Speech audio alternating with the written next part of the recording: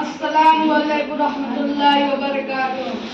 الحمدللہ رب العالمین والصلاة والسلام علی رسول الکریم. اما بعد فقد قال اللہ تعالی فی القرآن المجید والفرقان الحمید.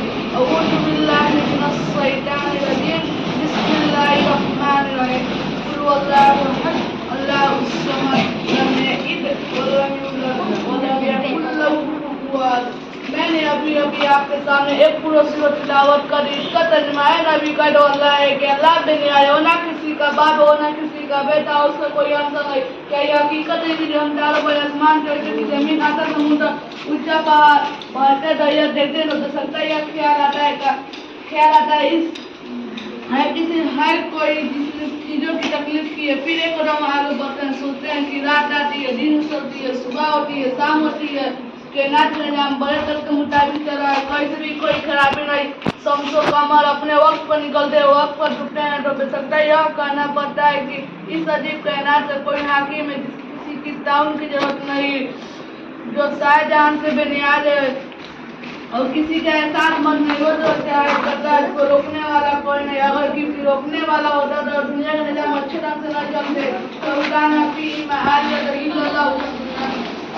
اگر دنیا یعنی زمین اسمان میں اللہ کے علاوہ کوئی معبود ہوگا تو وہ ٹوٹ جاتے. اگر کسی ملک میں کوئی بادشاہ نہیں رکھتے، کسی کے لائق کوئی سوچ نہیں رکھتا، بھلا اس کے لانے کوئی حقیقت سے محترم دوستوں، ہمارے باوقار مجلس میں آپ کو کوئی سب چیز لگے حدیث چل سکتی ہے کہ ہم لوگ بیوقوف نہ کہا جائیں گے.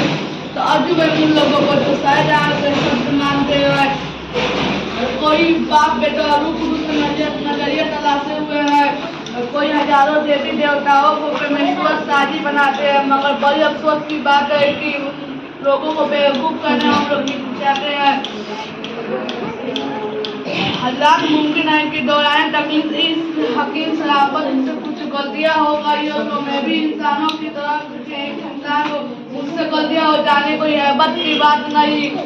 اب حضرات سے گزارش ہے کہ مجھے مطالعہ فرمائے کہ کون سی بات غلط کہا ہوں، آئندہ سے ایسا نہ کروں. انہیں چند باتوں پر میں اپنی تقریر ختم کرتا ہوں. وما توفیقی الا باللہ. السلام علیکم ورحمۃ اللہ وبرکاتہ.